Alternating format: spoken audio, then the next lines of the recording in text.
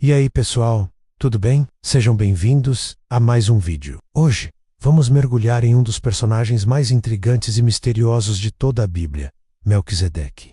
Quem foi ele? Por que ele aparece tão de repente e some com a mesma rapidez? E qual a sua importância para a fé cristã? Se você já se fez essas perguntas, fica comigo até o final, porque vamos desvendar juntos esse enigma fascinante. A primeira vez que ouvimos falar de Melquisedeque é no livro de Gênesis, capítulo 14. A história é a seguinte: Abraão, que na época ainda se chamava Abrão, tinha acabado de voltar de uma batalha incrível. Ele resgatou seu sobrinho Ló, que havia sido sequestrado por uma aliança de 4 reis poderosos. Foi uma vitória espetacular, contra todas as probabilidades. E é nesse momento de triunfo que Melquisedeque entra em cena. O texto diz que Melquisedeque era rei de Salém e sacerdote do Deus Altíssimo. Ele traz pão e vinho e abençoa Abraão.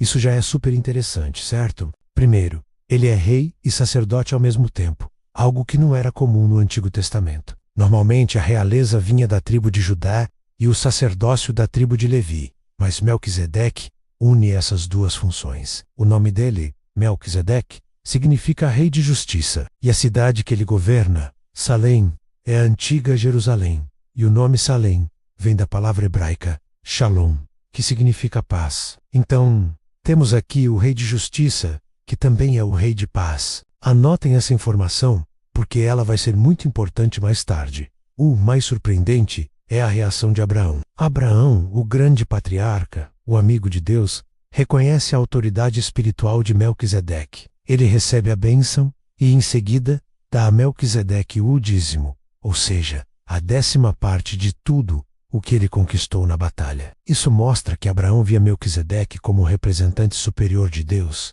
Pensem nisso, o pai da fé, Abraão, pagando dízimos a este sacerdote misterioso. Depois desse encontro, Melquisedeque desaparece da narrativa de Gênesis. Ele simplesmente some. Não sabemos de onde ele veio, quem eram seus pais, sua genealogia, quando nasceu ou quando morreu. Ele é uma figura sem começo e sem fim, registrado nas Escrituras, o que só aumenta um mistério ao seu redor. Por quase 1000 anos, não ouvimos falar mais dele, até que de repente seu nome ressurge no Salmo 110, um salmo messiânico escrito pelo rei Davi. Nesse salmo, Davi está profetizando sobre o Messias, o futuro rei ungido por Deus, e no versículo 4, ele diz algo chocante. Falando sobre o Messias, Davi escreve: "O Senhor jurou e não se arrependerá. Tu és sacerdote para sempre, segundo a ordem de Melquisedeque." Isso é uma bomba. Davi, que era da tribo de Judá, está dizendo que o Messias,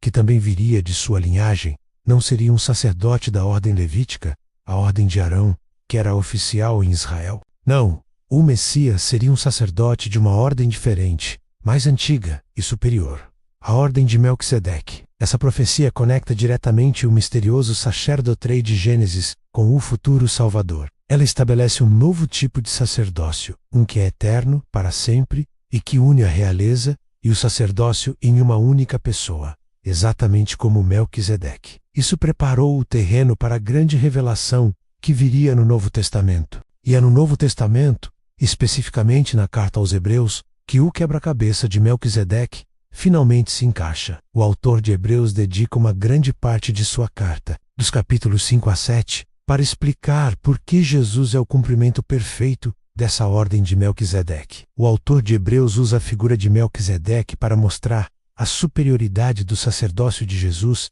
em relação ao sacerdócio levítico do Antigo Testamento. Ele argumenta de forma brilhante. Primeiro, ele lembra que Melquisedeque abençoou Abraão. E, como o autor diz, sem dúvida alguma, o inferior é abençoado pelo superior. Isso coloca Melquisedeque em uma posição de superioridade a Abraão. Segundo, ele lembra que Abraão deu o dízimo a Melquisedeque. E aqui vem o ponto genial. Levi, o ancestral dos sacerdotes levitas, estava, de certa forma, nos lombos de seu bisavô Abraão, quando isso aconteceu. Portanto, na pessoa de Abraão, o próprio sacerdócio levítico pagou dízimos a Melquisedeque, reconhecendo sua superioridade. É uma lógica impecável que estabelece a ordem de Melquisedeque como maior que a ordem de Arão. Terceiro, o autor de Hebreus foca no mistério da genealogia de Melquisedeque. O fato de Gênesis não mencionar seu pai, sua mãe, sua linhagem, seu nascimento ou sua morte, não é um acidente. O autor de Hebreus interpreta isso teologicamente. Ele diz que, por não ter começo de dias nem fim de vida, Melquisedeque se assemelha ao Filho de Deus e permanece sacerdote para sempre. Ele não está dizendo que Melquisedeque era literalmente um ser eterno, ou o próprio Jesus, PA reencarnado, embora alguns teólogos debatam essa ideia, chamada de cristofania. A interpretação mais comum é que o silêncio da Escritura sobre sua origem e fim é proposital. Ele funciona como um tipo ou uma prefiguração de Cristo. A forma como sua história é contada em Gênesis serve para apontar para a natureza eterna do sacerdócio de Jesus. Diferente dos sacerdotes levitas, que morriam e precisavam ser substituídos, o sacerdócio de Jesus é eterno, porque ele ressuscitou e vive para sempre.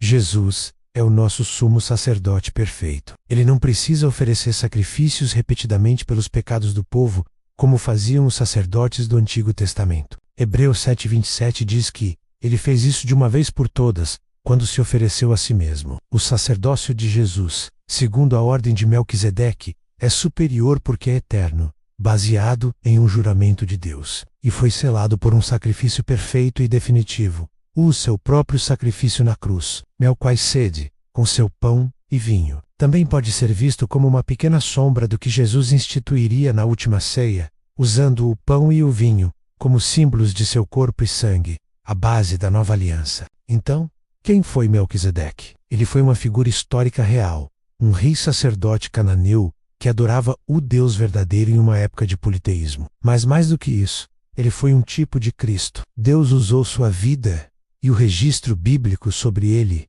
para criar uma imagem, uma sombra profética, que apontava para o sacerdócio único e eterno de Jesus Cristo. O encontro de Abraão com Melquisedeque não foi um mero detalhe histórico, foi um momento divinamente orquestrado para plantar uma semente que floresceria séculos depois. Revelando a grandeza do plano de salvação de Deus em Jesus, ele nos mostra que, desde o início, o plano de Deus era muito maior do que o sistema sacrificial do Antigo Testamento. O plano sempre apontou para um sacerdote perfeito, um rei justo e de paz, cujo sacrifício seria suficiente de uma vez por todas. Melquisedeque é a prova de que Jesus não foi um simples profeta ou mestre, mas o sumo sacerdote definitivo, o mediador perfeito entre Deus e a humanidade. Ele é o nosso rei de justiça e o nosso rei de paz. A história desse personagem misterioso enriquece nossa compreensão sobre quem é Jesus e a profundidade da obra que ele realizou por nós.